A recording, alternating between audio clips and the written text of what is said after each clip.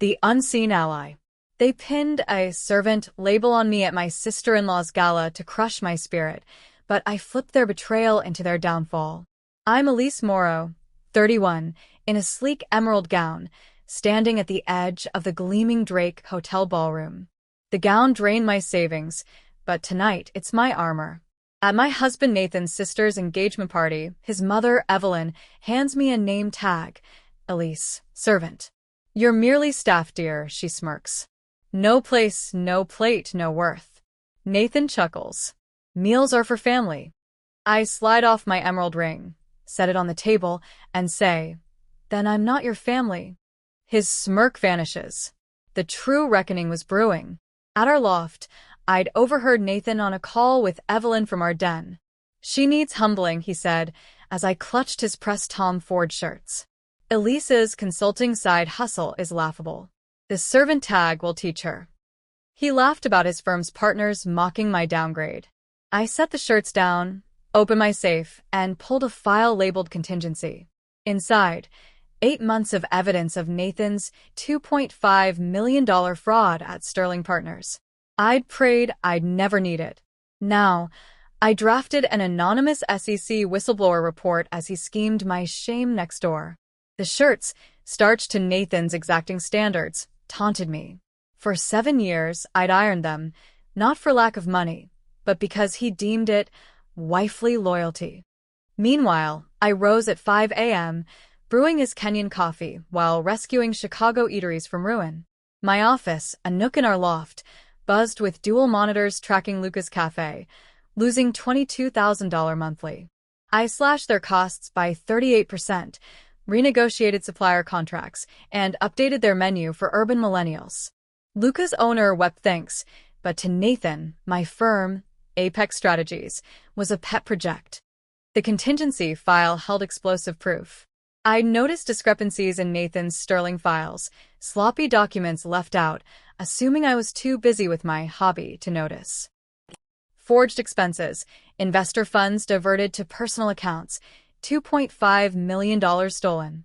I'd photographed everything, backed up encrypted copies, and consulted Rachel Holt, a former SEC prosecutor. This is jail time, she'd said.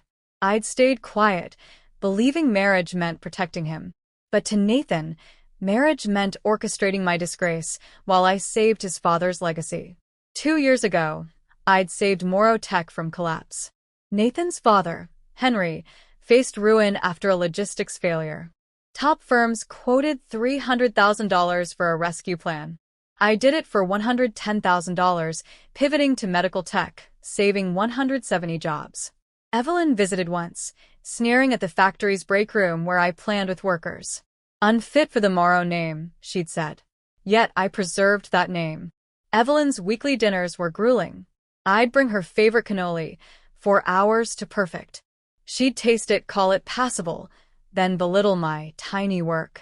Apex had hit $1.1 million in revenue, built from $3,500 in grit. My first client, Marco's Diner, signed on after 50 rejections. I cut their costs by 32%, digitized their systems, and drew younger patrons. Now, with 14 clients and 3 staff, I was a lifeline for businesses.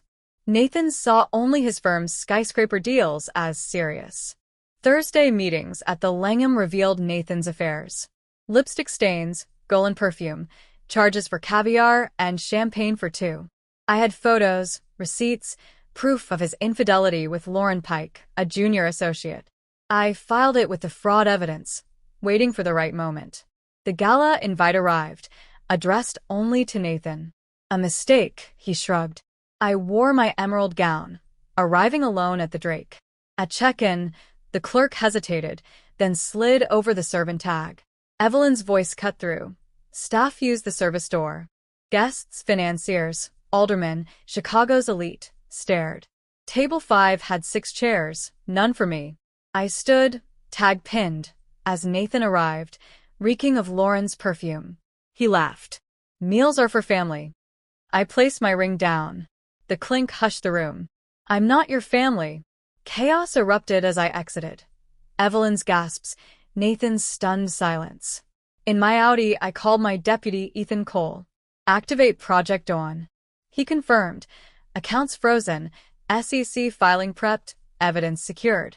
Monday, the SEC accepted my 26 files. Nathan's voicemails piled up, furious, then pleading. By Tuesday, Sterling ousted him, assets seized. Evelyn's $1.8 million hidden in Guernsey account surfaced, her divorce settlement voided. She now clerks in Skokie, $13 an hour.